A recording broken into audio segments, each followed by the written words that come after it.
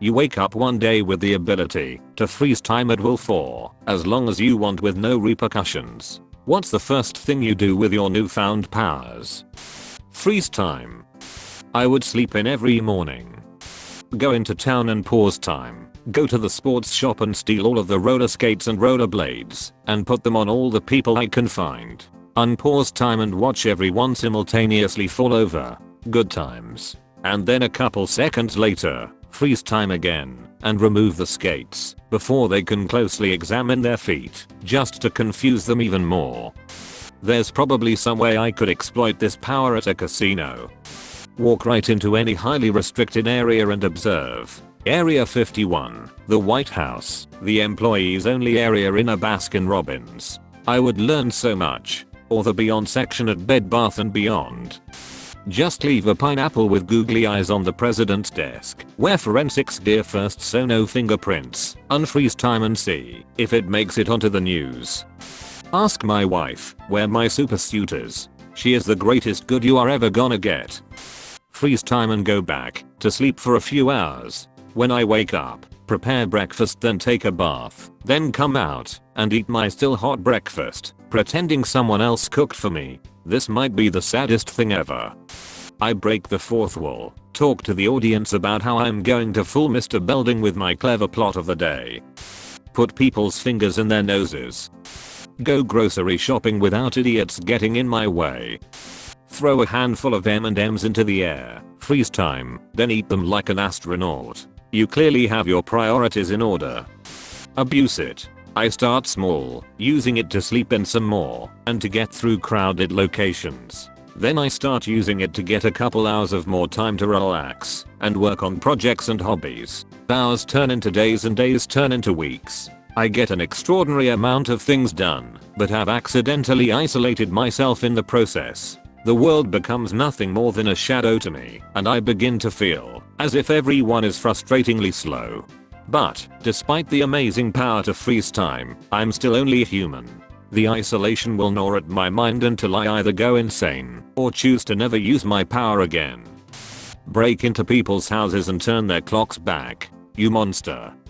This is quite interesting. From the physics so far explained by the original poster in the comments. You don't grow old when you freeze time. Well, if you are 30 right now, you will use it here and there to get some advantage. You may become very rich and powerful and whatnot, say, winning the Powerball, poker, etc. You live used to it, decade by decade, until you realize you are getting older when you let time run. What happens? As time passes, you start pressing pause more and more with the hope of stop getting old. But when you stop time, everything stops and you are alone. In the end, when you are very old, to prevent you from dying you will stop time one last time and wander forever between those 2 seconds. Damn, you should make this into a Black Mirror episode. Go to a shooting range and steal bullets from mid-air, then watch as confusion sets in.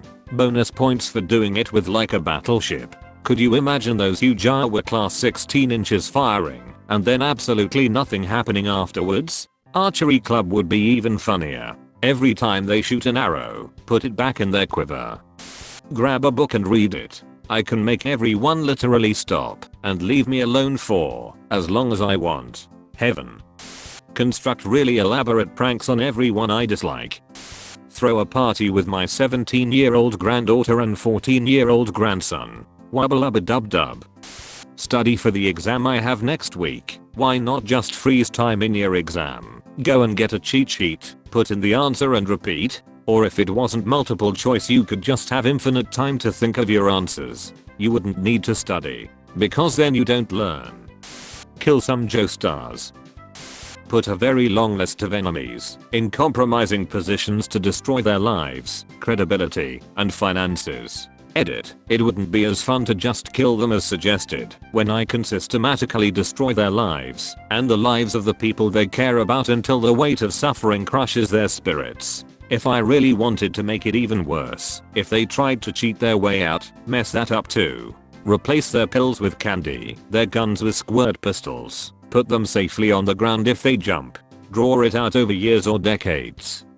Okay, hear me out. If you could freeze time, do you know how many adorable dog pics you could take? right as they yawn, right as they wake up, and smile at you. Yes please doggo freezing powers. I'm 100% with you there. Break into house. Dampen all their socks with water. Unscrew their toothpaste tube caps. Hide something valuable of this, an everyday item like a smartphone or car keys. Open up that second box of cereal and switch the bags of both boxes. Remove half of the leftovers from that Tupperware dish sitting in the fridge that he/she planned to use for lunch. Turn the volume up to the maximum in their car, then turn the car off. Mix clean clothes with neatly folded dirty laundry. Leave an empty carton of drink in the fridge. Gently loosen the power cord to the game console/PC/Wi-Fi router so that it looks like it's in, but it isn't, but it's in there just enough so that you can't easily dangle it out. Hide their phone charger. Switch up the contact names on their phone. And lastly, for a little spice of devilishly insane evil, place Legos beside their bed. Take a long nap. Then when I'm fully rested, try to take over the world.